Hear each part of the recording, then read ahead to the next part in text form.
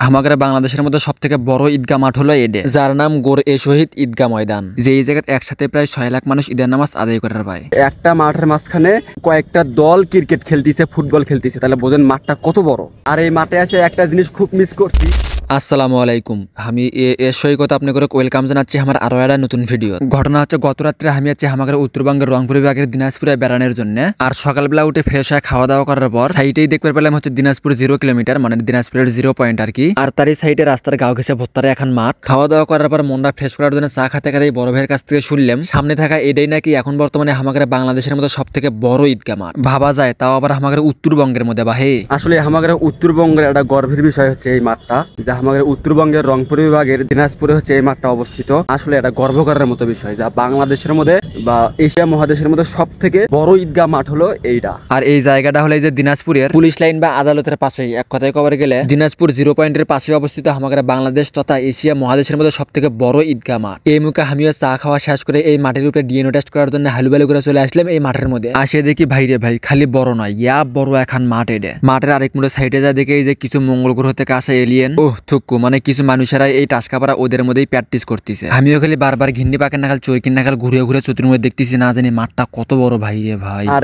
এই মাঠের চতুর্মুড়ের সাইডেই বেশ কয়েকটা মাঠ আছে, এক জায়গায় ক্রিকেট খেলতেছে, আরেক জায়গায় ফুটবল খেলতেছে, আরেক জায়গায় প্র্যাকটিস করতেছে, এরকম অনেকগুলো এরিয়া বানাছে। এর মাঝখানে অনেকেই অনেক রকমের খেলা খেলতেছে। তাহলে বোঝেন যে একটা মাঠের মাঝখানে কয়েকজন কয়েকটা দল ক্রিকেট খেলতেছে, ফুটবল খেলতেছে, তাহলে বোঝেন মাঠটা কত বড়। তবে অনেকেই কয়া থাকে বাংলাদেশের মধ্যে সব থেকে বড় মাঠ হলো কিশোরগঞ্জের ঐতিহাসিক শোলাকিয়া ঈদগাহ মাঠ। তবে কথা হচ্ছে ওটাই একসময় বাংলাদেশের মধ্যে সব থেকে বড় ঈদগাহ মাঠ আসিল। নতুন করে আবার 2017 সাল থেকে এই মাঠ পুনরায় চালু করার পর থেকে দিনাজপুরে থাকা এই মাঠটাই হলো আমাদের বাংলাদেশের মধ্যে সব থেকে বড় ঈদগাহ মাঠ। কিশোরগঞ্জে থাকা শোলাকিয়া ঈদগাহ মাঠের আয়তন হলো প্রায় 7 একর, আর দিনাজপুরের গোর-এ-শহীদ এই মাঠের আয়তন প্রায় 22 একর। সেই তুলনায় দেখা যায় ওই মাঠের থেকে এই মাঠ প্রায় 3 গুণ বড়। অন্যদিকে কিশোরগঞ্জের শোলাকিয়া ঈদগাহ মাঠ সহ আশেপাশে উঠানো আশেপাশের ফাঁকা জায়গায় একসাথে প্রায় 3 লাখ মানুষ নামাজ আদায় করে পায়। এই মুখে দিনাজপুরের গোর-এ-শহীদ এই মাঠে একসাথে প্রায় 6 থেকে 7 লাখ মানুষ নামাজ আদায় করে পায়। তাহলে তো এটুকু বোঝা যাচ্ছে কোন মাঠটা সব থেকে বড়। যাই হোক, আপনাদের এগুলো করতে করতে টুকটুক করে হাঁটতে হাঁটতে চলে যাচ্ছি এই যে সামনে থাকা মিনারের কাছে। আর এই জায়গাতে এসে দেখি হ্যালোজিং সিস্টেমের যে আলোগুলো আছে না, ওই আলোগুলো বেশ কয়েকটা দেওয়া এই জায়গায়। তার এগুলো সবগুলো তালা মারা, জানতে কেউ কোনো প্রকারের ক্ষয়ক্ষতি করবেন না পায় আর কি। যাই হোক, তারপরে এই যে আমার হাইটনিক স্যান্ডেলগুলো খুলে সিঁড়ি দিয়ে হাঁটে হাঁটে টুকটুক করে উঠে পড়লাম সেই উপরে উঠে দেখি এটা সবসময় সিসি ক্যামেরা দিয়ে নিয়ন্ত্রণ করা হয়। যাই হোক, বিষয়টা একসাথে ভালো লাগছে।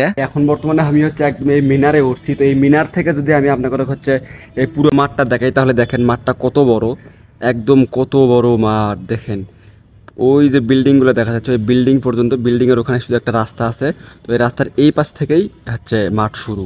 যাই হোক, তারপরে মাঠের আরেক মুড়ের সাইডে যায় দেখলাম এই যে বাস দিয়ে এখন ওয়াচ টাওয়ার তৈরি করছে। খালি এক মুড়েই না, মাঠের কয়েক মুড়ের সাইডেই নাকি এরকম ওয়াচ টাওয়ার আছে বাস দিয়ে তৈরি করা। মূলত ঈদের সময় যায় এতগুলো মানুষ এই জায়গায় নামাজ পড়ে, তার যেন কোনো প্রকার ক্ষয়ক্ষতি না হয় তার জন্য প্রশাসন থেকে নিরাপত্তা বাহিনী ওগুলোর উপরে উঠে ডিউটি করে। মাঠের আরেক মুড়ের সাইডে যায় দেখলাম বাস্কেটবল, তারপরে এই যে র্যাকেট ব্যাট খেলার এগুলোরও সিস্টেম আছে এই জায়গা। আর এই মাঠে এসে একটা জিনিস খুব মিস করছি, সেটা হলো এই মাঠের চতুর্মুড়ের সাইড দিয়ে হয়তো বা যে কোনো এক জায়গায় বড় একটা পাকুর গাছ কিংবা বড় একটা বট গাছ থাকবে।